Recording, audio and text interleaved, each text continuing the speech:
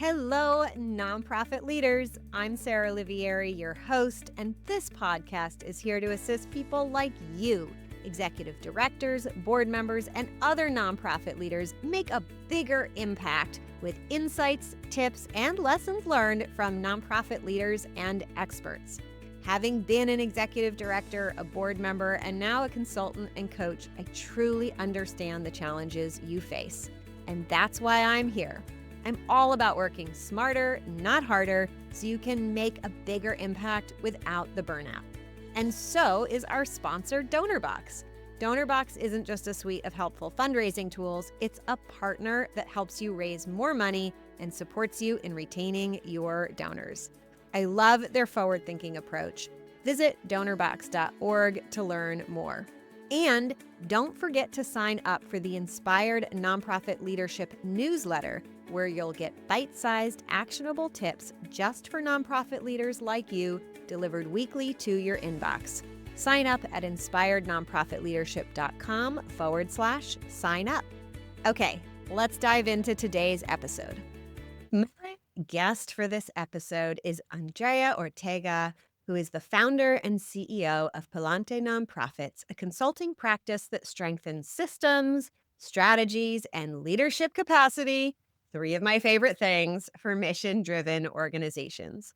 She guides nonprofits through strategic planning, compliance, and sustainable growth, bringing both academic expertise and real-world experience to her work. With a PhD in public affairs, specializing in nonprofit management and compliance, Dr. Ortega offers deep knowledge in nonprofit finance, governance, and capacity building. A Colombian American and proud #Gator and Knight. I'm going to guess those are sport things, and I don't speak sports, so I'm going to ask about those. She is committed to making compliance and technology accessible so nonprofits of all sizes can thrive. Welcome, Andrea. It's such a pleasure to have you here. Would you tell me what #Gator and Knight are, and tell us also a little bit Yeah, how you're personally? of course. Thank you so much for having me here, Sarah. So I did my undergrad at the University of Florida, so go Gators. And then I moved to Orlando where I built my life. And that's where I did my master's and got my doctorate. And their mascot is Go Knight at the University of Central Florida. So I have to rep both of them. And I am not a sports person, but I am a college football person. So I guess one sport, and we'll call it that. And I love, school spirit. I think that's what draws me to the college football scene. And so that's what Go Gators is. And yeah, a little bit about me. I live in Orlando, originally from Miami though, and born in Colombia. That's where that Colombian American came from. I'm a first-gen immigrant. And I mean, fun fact, I have 3 kids, 2 girls and a boy. And yeah, I love nonprofit, small ones to say the least, and sharing all my knowledge with them. I love it. Well, let's dive into nonprofit leadership things since you Yeah. love them, as do I. And, I especially noted when I was reviewing your application to be on the podcast and your website and everything that you have this concept that I wholeheartedly agree with about growing with the resources that an organization already has. And I'd love for you to just tell me a little more about how you came to find that and what is the secret sauce in there for you of pulling, because I've always found there's so much there if you just know where to look or how to shift things around just a little. I've never found an organization that didn't have enough resources to grow. Yeah, I think for me, so let's start with, so I was in compliance for a couple of years. I did run my own grassroots, so very, very creative in coming up with funds and making programs happen. And I went into consulting, and then I ended up at a tech for good company, like a startup that raised $15 million. And, I learned about efficiency and how these for-profit tech companies do it. They don't share a Zoom account. They buy it for everybody, and it's easily accessible, and the resources and tools in there. And this is so different, right? You usually get the hand-me-down laptop, and got a brand new shiny MacBook. Like I got to pick what I wanted. And so it was very different. But I also realized that in the long term, even though, it sounds more expensive at the spreadsheet, like it saves money when it comes to being efficient, to reducing kind of like, that whole of like, hey, do you have the password to this? Hey, I've had organizations who like, hey, we can't schedule a Zoom. There's already a webinar. We're sharing the Zoom account. And it's just like bananas, and so that sort of kind of began. I was like, okay. And they also have free access to Google Sheet or Google Workspace. Most nonprofits either get a very largely discounted rate. And then I discovered that a lot of either if you use Microsoft 365 or G Suite, that a lot of them have tools. They have project management tools.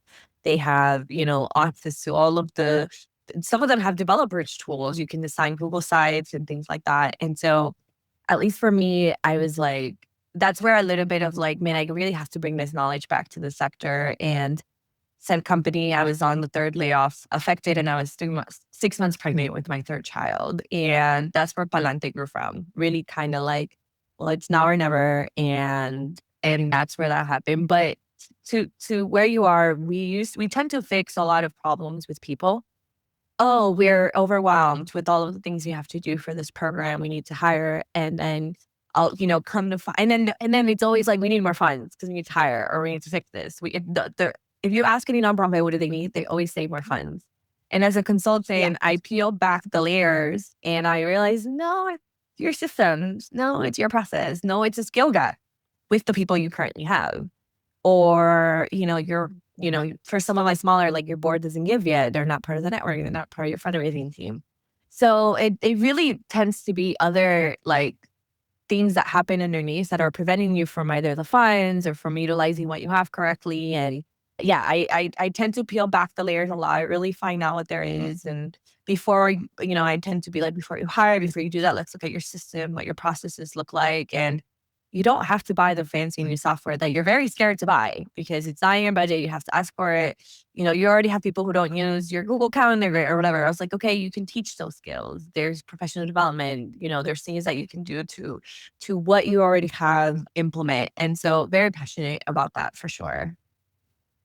Yeah, I love that. I want to say it again because I believe it, what you just said. It is like, it is never actually the funds when you peel back the layers. And I have had the exact same experience. It is always something else. And so many times, like just to make it so obvious, like you don't even have to peel back the layers so deep. Nonprofits would come to me saying, like, we have a fundraising problem. And I'm like, well, let's take a look. No one's in charge of fundraising. That's the core of your funding problem, is it's nobody's job to make sure that you have enough to bring in the money, right? I'm sure you've seen that too. And all those little systems are so many places to refine and improve. So I love that. I love that you said that so much.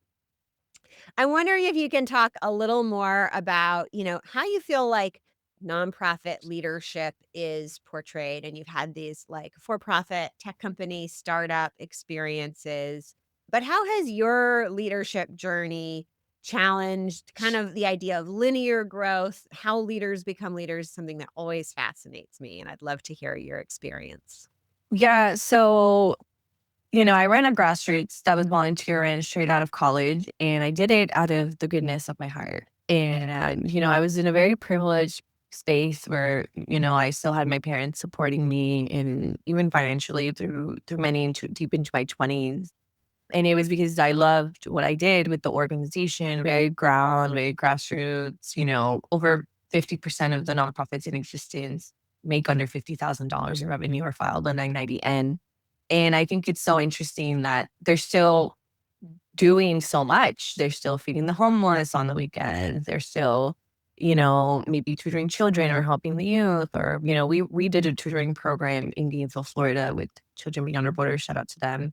But when I did it, I came under this, like, it's charity work. It's out of the goodness of my heart. I shouldn't get paid. What do you mean? I mean, eventually I was like, I do need a stipend. This takes up a lot of my time and everything. And, I take a lot of, at some point I had to adult. And then became the shift. I was like, wow, people should really get paid a living wage for doing the amazing things they do. Then I went to the tech company and I was getting paid. I was like, wow. And then you learn about the market value of all these other jobs or even the market value for philanthropy and what program officers make and what these large CEO and presidents of who hold the power really to distribute funds make. And I was like, this is all backwards. And then not only are our nonprofit leaders generally underpaid, they have the worst benefit like the tech space had like unlimited PTO benefits and like all these like free mental health vouchers and like, oh my gosh, like even the program managers who deal directly with like domestic violence cases, they're not even getting mental health support. And it just all seems so twisted to me. And so leaving that, for nonprofit leaders listening to this, like I'm very passionate about paying yourself when I work with my clients on even grant applications or working with my clients on their budget. Like, no, put that in there. Put mental health, stipends for all of the people who do direct case management. Like you need to account for all of these things that you should be offering to grow your organization to make it sustainable. I've seen a shift there as Yes. well. There are funders who look for that and will welcome it because they understand, what people are doing. But we have to take responsibility about doing that. Challenge your board. The people who decide the benefits of your employees are the board. So maybe you can't, raise wages now, but could you increase PTO? Could you offer these like, mental health days, to those working directly or whatever? And so very, very passionate about that as well. And I think that's how my leadership has changed. Again, I went from this brand new, like into the nonprofit sector out of the goodness of my heart and, slowly being like, wait, hold on. This takes up a lot of my time. I need to be able to pay to now being like, we deserve to make more than a living wage. We deserve, the access that because we're on the ground making the Yeah. change. And so super passionate about that. That's how I feel like my leadership has changed in the way I also coach and work with my clients. Like we have to put it on paper. We have to make sure that you understand that this is a part, just like offering counseling to, someone, to the people that you serve, like being able to have that for the people dealing. Because if you are a case manager and you just heard one of the worst stories you've ever heard in your life, working with them and getting them out of that situation, like that takes a toll on you. And so Yep. your job should be able to, be there like, hey, I just had a really, really bad call, but I was able to help them, but I don't feel well. Can I take a mental health? Say, yes, of course. And get the resources that you need because they're gonna have to come back and do it again. And so yeah, Yeah. super passionate about that, Sarah. I I can l do a whole Yeah, episode on I that. love that so much. I have a background earlier on in my career in organizations that supported people on the autism spectrum and developmental disabilities, and then in mental health, and it always struck me that the, quote, "direct care provider," the people who are primarily, like, helping individuals who need a lot of help, they get paid horrifically terrible wages, and I'm like, "Why would well, they should be getting paid really good wages because they are doing such a hard job." And now as a parent of a neurodivergent kid, like, he's 13 now and he's doing so well, but there were years where I had to, survive 3-hour, like, screaming meltdowns, and, like, that takes a toll, and oftentimes, the unfortunate thing of being a mom is that meltdown, he had a lot of discomfort around going to school, would start around 6 a.m. while I was still asleep. So, like, out of a dead sleep, I'd be like, "Oh, okay, now we deal now we're gonna be a therapist for 3 hours," and like, "Oh, I finally got him to school, and now I have to begin the rest of my day." Like, that was like a full-time job. So, I totally love that you brought up those direct care providers and the mental health supports that they need. And also, I completely agree, like, when we pay people, it pays off, right? And I love that journey too that you described. I think for listeners out there who are still in that very small grassroots nonprofit space, and I've heard this again, right? We shouldn't get paid. But eventually, you're right. Like, you realize, oh, you kind of need to get paid if you're going to keep working. And then, oh, this is actually really complex, hard work. Like, I need to get like really paid. And if I'm going to build a team who can do that work, I need good people who like need good wages. And then you Sure. start to realize, wow, like solving this real problem is only doable with real money, right? So I Yeah. love that you shared your journey in that. The one thing I would highlight to add to that conversation is when I work with organizations and people have heard, I have kind of a different take on boards, but I encourage folks not to have their boards involved in those decisions around salaries and not to be even approving the budget, right? Because those are financial decisions. And at the end of the day, the argument I make is any decision the board makes has almost no oversight other than that they have to decide as a group. And we really want our financial decisions to have oversight. So if the staff makes the decisions and the board double checks and says, yeah, this all made sense, we get more oversight. And also, the people making the decisions get to experience the positive or negative consequences of their decision. And they're much more inclined to make good decisions, whereas board members don't really experience the struggle of underpaying staff. And nothing really happens to them. Maybe they're like, "Oh, it's frustrating that the budget's still like there isn't enough money," but it doesn't hurt them personally in any way. So that would be my little 2 cents on that. I love it. I I want am with I you. I think the sector needs to be ready to hear that, ultimately that power dynamic of the board still exists. But I could, yeah, absolutely. And it takes staff to speak up for sure and come together. Yeah, absolutely. Well, I'm so glad you agree. It's like my little it took me I agreed with myself for years and I never said it out loud because I was scared to say it. I was like, "I'm gonna get rejected. This idea is crazy." But as I have shared it, people agree, and I feel like it's important to just kinda speak truth to this weird power dynamic that exists Yeah. with boards and basically not helping. I'd love to shift gears a little bit and just talk a little more about technology since you have some of that background. So, what are some of your like favorite things that you have done with clients or that you like to do when it comes to like the systems and the technology support? So I work with small and large organizations who maybe it's their first time thinking about a CRM. And there's a lot that actually goes into deciding when it comes to your needs. I've worked with orgs who've had to do organizational assessments because it's not as simple as demoing and be like, oh, this one looks good and it's in the price. Like, what data you have to really take a look and dive into what data are you already collecting? What processes do you have in place? One, to make sure you're able to translate that into said platform, right? Like people don't talk a lot about the implementation. Yet I hear so many orgs like, oh, we tried the Salesforce, we tried the Salsa Labs, which is an old one.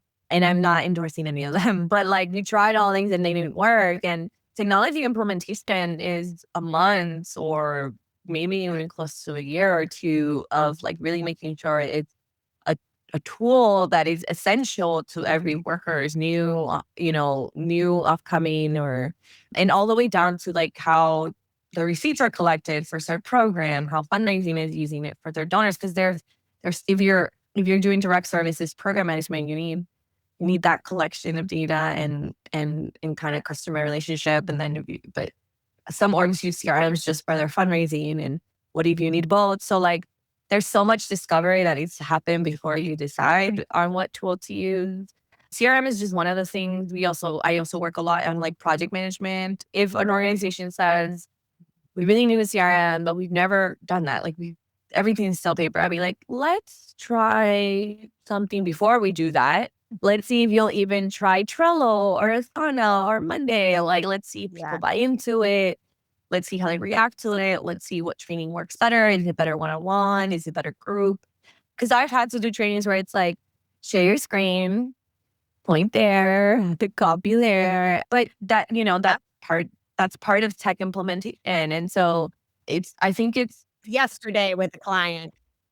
yeah. Top And level executives, right? I'm like, "Now click the little plus button in the top right," and that's part of yeah. learning. Yeah. Yeah, and honestly, I do love when I watch their, like, stuff click. I love when we get to the point where it's like, "Great, now that thing that took you 5 hours and someone you're about to say, 'I need to hire,' like, takes you 30 seconds, it's automated," like, it's I love when that clicks, and then and that way they get to do more, and then, obviously, now you can justify that software into your next grant if it's allowable, and you're able to put that as a part of your, overall organizational budget. And yeah, so I think, and it's not at the leadership level. The leadership shouldn't be deciding also the tech. It should be at the people who are going to every day have to open it to log whatever work they're doing. So there's so much discovery. And I like to be a lot of about that.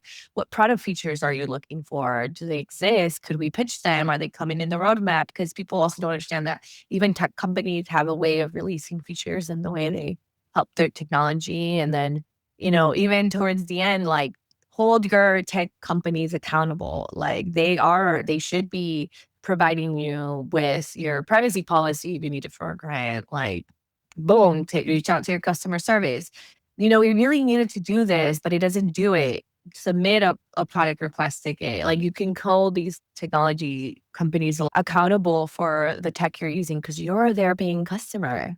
And so they're like, what? Because we're Yeah. so used to asking for the free or for the help or like, but like, yeah, nonprofit leaders, when I work with them, it's all around. It's a whole cycle of and making sure that they're continuing. And then you have to create trainings to onboard the next person. So there's succession planning in there. Otherwise that gets lost and then the next round won't use it. And then you've invested all that money and haven't really seen the return of it.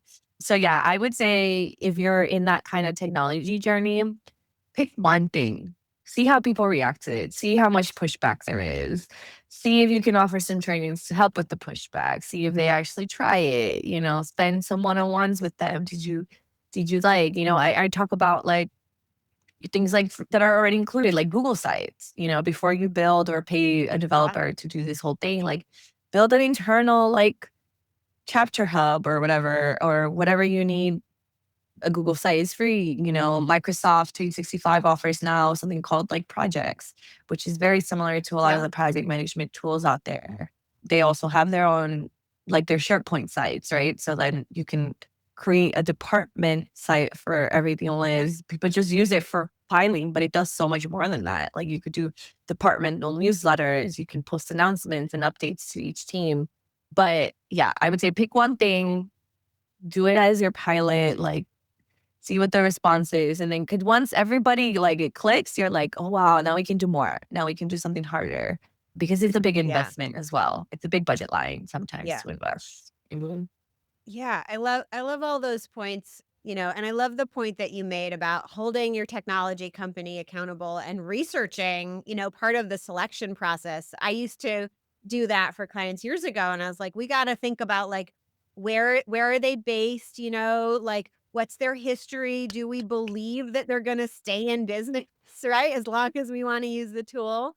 I always like a company that's like new enough. They're still really receptive to us molding the tool how they want it, but not so new that they might go under in a year, right? Like, but I love, being able to have that feedback and they're looking for it. I also love how you talked about like using the tools you have. Like Google and Microsoft suites are really powerful. And I'm actually having and usually I'm like, if you need a great expensive tool, like use it. But I recently had the reverse thought where I had a client paying a ton of money for a board management tool, like hundreds and hundreds of dollars a month that was making their life harder. I'm like, just use Google Docs and sharing, right? So we're switching over. And I had learned about another management tool that I had thought was good when I had looked at it, but I just went back to make sure that that wasn't a good fit for my client before we go all into setting up Google, which is not that hard. And even their pricing starts at $300 to $400 a month. And I was just like, for that, I could I have an assistant in Africa, like, that's half her salary, and I pay her well, like, as a single mom raising 3 girls, like, she's building a house, like, and I would at certain point, I'd much rather hire someone overseas to do the work manually than pay a tool. So I think, there's both sides. There's some tools that just, are silly how much they cost. There's no return on investment there, especially when you factor in, like, I love a lot of the cost of a tool is you adapting to it, right? The time and energy it takes to adopt the tool. It's not the cost Um, of the tool itself sometimes. So wondering about your thoughts on that. Have you ever experienced like the flip side of tools that yes. weren't worth their keep? Yeah, absolutely. I mean, at the end of the day, like, I love Google Docs. Google has done an amazing job of like now there's like tabs and subtabs and outlines and headings. Like it's like they all connect. They do so many things. They've introduced, AI into a lot of their items. So you could create even their sheets, like you can create tables, lead generator management. Anyway, yes, I think there and it works well before you try a process. So like I said, you can you don't have to like if this is your first time going from like attendance sheets to a Google form with a QR code posted when people walk in, like try that first. See if it saves you time if you're collecting data, and depending on who your users are too, is really should determine what kind of tool you're going. I've gone back to Google Docs many times after that. And I mean, when it comes to board management, I say it's a lot like babysitting adults sometimes when your board is not like, why do you need a home board management tool? Like most of them, if you That's have right. a governing board, they're meeting quarterly and their job is pretty much fiscal and oversight. And if they're doing their amazing job of helping you fundraise and all that stuff, but a lot of that should be done through the person you hire for your development, which, as you said, Yeah. sometimes it's like we haven't hired that person. 100%. But I am a fan, like especially when I'm doing something new, like, it's our first time doing this event, like, use the tools you have. That's another thing, like, don't introduce a platform for this brand new thing you're doing because you now you're learning 2 things at the same time, like, if your team is really good at doing events and this is a brand new event that's different because maybe it's a conference, not a workshop, like, do it with the process you have, like, maybe introduce one and, like, maybe the end user, I don't know, but, like, yeah, definitely, like, Yeah. don't do that whole thing at the first time because it's gonna be super that's another reason it causes burnout. There's a huge skill gap there and it's not something that they're used to using, it's not something they're used to doing, and now you're doing too much at the same time. But yeah, at the end of the day, I Yeah. I think as you can tell, I'm a G3 girl. I always say there's like, are you Microsoft or G3 or Workspace? But you can Yeah. use the tools you have to make some of those things happen for sure. Totally. And, no way endorsed by Google, but I'm also a Google person, and it is very specifically for one thing. Google to me is skewed towards collaboration. And I think that, like, that is where we start getting a lot more juice out of these cloud-based tools, which is like everything now. And Microsoft is geared more towards like corporate security. Like I know like if you want something and Google's making changes now to be more secure and they have this kind of battle, but like if you want your team to be able to collaborate more easily, go Google, right? Like if you really need some like corporate, lockdown structure, go Microsoft, but I still see like collaborating on documents in Microsoft, it's still not fun. Like people who use Mhm. it, they send me files and yeah, I can open them, but we lose track of changes. It's very frustrating. And I'm Absolutely. like, well, like, yeah, you found the same? Yeah, and that's my pet peeve. Like, if I share with you a doc that's saved on your OneDrive, like, end it right there. Because they're like, oh, but what if you don't like it? I'm like, you can do version history now. Like, I can go back to my original version. Like, yeah, like, Right. please do not download and email me a copy of the doc I just shared with you. Be collaborative. If you're a nonprofit leader doing that, stop. Yeah. Or try Yeah, I love that Genius. example Yeah. because sometimes it's yeah, totally. And sometimes it's just those little things that make our work so much more productive. either because it's, like, actually time saving or just because it's more joyful, and when you have more joy, you have more energy and you get more done. Yeah, yeah, and I become a huge, like, Loom or, like, recording, like, if I have to teach my team, because sometimes people will be like, "Oh, I left you comments or track changes for something that, like, you have to do fast," and I'm like in my head, I'm like, "Just make the changes, like, I'm giving it to you with what I think it's right, but if you think it's right, like, just make the changes so we can send it out." But then I realize that sometimes, like, "Oh, I wanna make sure you see why I did that." I'm like, "Okay, record yourself doing it and tell me what your brain is thinking." And that's what Yeah. I do with my team a lot. I'll be like, "Hey, I'm gonna fix this. Thanks for sending it over." And I'll record myself. I'm changing this because this, boom, done. Send it out. I do that a lot with my RFPs, right? Like when I'm responding to proposals, like, hey, here's how I'm making it better. And I'm speaking out loud to my brain so that that person learns like what my thought process is going through the documents. But at the same Love time, it. I'm hitting it back and it's ready to go. It's not like they have to now click Yep. and, it's there's so many different ways to do that than like downloading and emailing and Yeah. yeah. I want to give a shout, also not sponsored by Loom, but I am a long-term Loom user since like they first Yes. came out and were free. And I have to say, like, most of my clients have seen me using Loom to give them feedback, and they've all adopted Loom. So if you haven't used Loom, definitely check it out. I would say it is worth paying for the pro version because, especially if you're doing that kind of documentation and tools, you get higher res videos and it's cheap. It's like $10 a month, maybe 14. I'm sure there's a nonprofit discount. You also get such massive amounts of storage. You don't have to worry about storage. And the meetings feature, now it will come and be your note taker.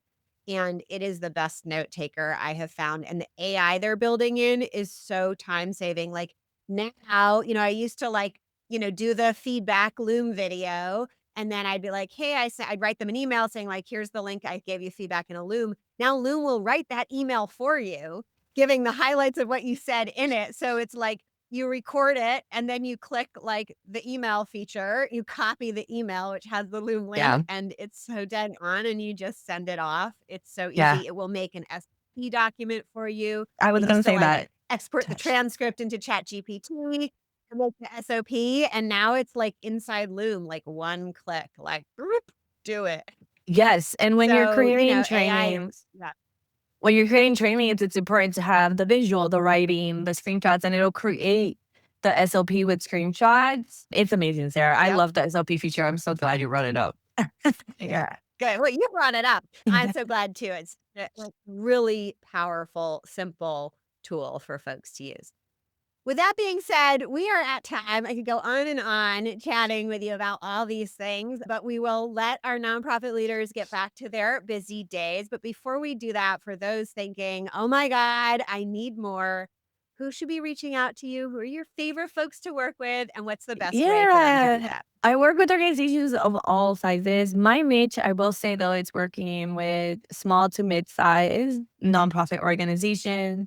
I'm bilingual and my team is as well. So we also teach in Spanish a lot of our compliance or technology training. So that's where my niche of Palante Nonprofits is. And Palante means forward. So if you're an organization, mostly Hispanic or BIPOC led or not, or maybe that's who your team makes up as well, that's who you can definitely reach out to me at palantenonprofits.com. Follow me on Instagram at Palante Nonprofit. Wonderful. And we'll have those links in the show notes as well.